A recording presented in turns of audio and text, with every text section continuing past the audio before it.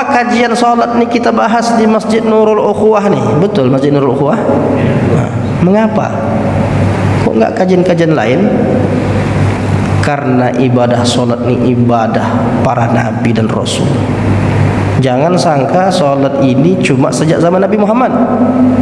Solat ini sudah ada sesungguhnya sejak zaman Nabi Adam. Berdasarkan ayat ini, surah Maryam ayat 58 sampai 59. Ulaikal ladzina an'ama Allahu 'alaihim minan nabiyyin min dzurriyyati Adam wa mimman hamalna ma'a Nuh. Nabi Adam, Nabi Nuh, wa min dzurriyyati Ibrahim, Nabi Ibrahim, wa Israil. Israil itu artinya Nabi Yakub. Cuma kita kalau dah mendengar Israel ni kesannya Israel, Bani Israel. Israel itu nama lain dari Nabi Yakub. Isra artinya hamba, il artinya Allah. Kalau bahasa Arabnya Abdullah, tapi Israel bahasa Ibrani. Israel hamba Allah. Siapa yang dimaksud? Nabi Yakub. Jadi bagaimana mereka ni para nabi, baik Adam, Nabi Nuh, kemudian Nabi Ibrahim, Nabi Yakub, mereka ini orang-orang yang kami beri petunjuk. Hadaina, kami beri petunjuk. Wajtabaina, kami pilih. Bagaimana ciri-ciri mereka? Kalau dibacakan ayat Allah, mereka tersungkur, sujud dan menangis. Tapi ada saja orang-orang yang membangkang mereka. Nabi-nabi itu kan ada selalu orang yang, kalau Nabi Ibrahim ada nanti Namrud, kalau Nabi Musa nanti ada Fir'aun. Kan orang-orang yang selalu membantah. Bagaimana yang mereka ini? Nah, di sini disebutkan dalam ayat ini, fa khalafa min ba'dihim khalfun adha'us shalah. Ada orang-orang yang pengganti setelah mereka, pengganti yang buruk, mereka menyia-nyiakan solat. Ada syariat solat, tapi mereka tak peduli dengan solat. Sejak zaman Nabi Adam sampai ke zaman solat sudah ada. Cuma solat 5 waktu ni baru di zaman Nabi Muhammad, waktu Isra Mi'raj. Sebelum itu solat dah ada. Apakah Nabi ketika berada di Makkah sebelum Isra Mi'raj sudah solat? Sudah. Apa buktinya? Itulah surah Al-Muzammil. Ya ayyuhal muzammil, wahai orang-orang yang berselimut, qumil laila illa qalila, qiyamul lail, solat malam. Solat sudah ada. Jadi solat itu sudah amalan sejak para nabi dan rasul.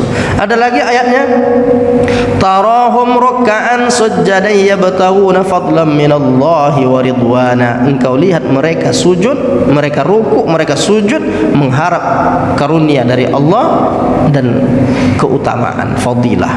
Fadlan minallah wa ridwana, ridhonya. Mathaluhum fit Taurah wa mathaluhum fil Injil. Begitulah mereka ketika turun Taurat dulu. Berarti zaman Nabi Musa ada mereka ruku, ada sujud. Banyak dalil kalau kita mau katakan apakah solat sudah ada sejak zaman, apakah disebut solat itu sejak zaman Nabi Muhammad? Ternyata sejak zaman Nabi. Setiap para nabi itu sudah ada syariat solat. Nabi Ibrahim contohnya, apa kata Nabi Ibrahim? Rabbana inni askantu min dzurriyyati biwadin ghairi dhi zar'in inda baitikal muharram rabbana liyuqimus shalah. Ini doanya minta salat. Ya Allah, aku telah menempatkan sebahagian keturunanku di lembah yang tidak mempunyai tanaman ini, di Baitullah, di Ka'bah yang dihormati. Ya Rabb, aku berharap mereka ini mendirikan salat. Kok Nabi Ibrahim cerita tentang solat? Berarti syariat solat itu memang sudah ada. Yang kedua, pembahasan kita tentang keutamaan. Dia termasuk rukun Islam. Rukun Islam yang pertama syahadat. Amal pertama setelah orang masuk Islam itu solat. Kalau dia masuk Islam menjelang maghrib, sebelum maghrib dia dah syahadat. Pertama amal yang dia lakukan adalah solat. Tapi belum hafal Al-Fatihah. Gimana tuh? Salat kan harus pakai Al-Fatihah. Orang yang belum hafal Al-Fatihah disuruh dia baca tasbih. Subhanallah, Alhamdulillah bisa enggak? Alhamdulillah, subhanallah walhamdulillah. Allahu akbar bisa enggak? Allah akbar, subhanallah walhamdulillah, Allahu akbar. Itulah yang disebutkan dalam riwayat, ada sahabat Nabi dia tak tahu baca bacaan salat, Nabi suruh baca zikir-zikir itu. Tapi kalau dah hafal wajib. Kemudian yang ketiga, komunikasi antara hamba dengan Allah. Salat itu dialog dengan Allah Ta'ala. Makanya setiap bacaan salat kita itu, Al-Fatihah itu ada jawaban Allah. Dalam hadis sahih Muslim disebutkan, wa idza qala al-'abdu alhamdulillahi rabbil alamin. Kalau hambaku mengucapkan alhamdulillahi rabbil alamin, Allah menjawab, hamidani 'abdi, hambaku memuji aku.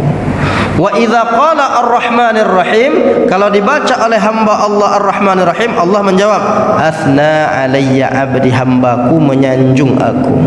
Wa idza qala maliki yaumiddin, kalau dibaca hambaku maliki yaumiddin, maka aku jawab, kata Allah, majjadani 'abdi, hambaku mengagungkan aku. Terus setiap ayat-ayat dalam surah Al-Fatihah itu ada jawaban-jawaban Allah, seperti berdialog dengan Allah Ta'ala. Maka kita, mengapa perlu kita membahas solat ini? Agar solat kita ini berkualitas. Gimana supaya bisa solat kita ini seakan-akan kita berdialog? Di sinilah akan kita kaji nanti ke depan insya-Allah. Yang keempat, solat itu menolong urusan, penolong segala urusan. Kata Allah Ta'ala, wasta'inu bis sabri was salah, minta tolonglah atau jadikanlah sabar dan solat sebagai penolongmu. Jadi Nabi kalau ada masalah, sedang berat masalah, salat, dia solat, lepas beban. Jadi solat itu menolong permasalahan. Kalau ada masalah, solat sunnah. Kalau wajib dah pasti wajib. Asal ada masalah, solat sunnah, Allah akan tolong. Jadikanlah sabar dan solat sebagai penolong. Ini hebat solat itu. Salah satu cara menyelesaikan masalah dengan cara solat. Di antaranya solat hajan, minta tolong kepada Allah. Ya Allah, saya punya masalah berat ni, ya Allah.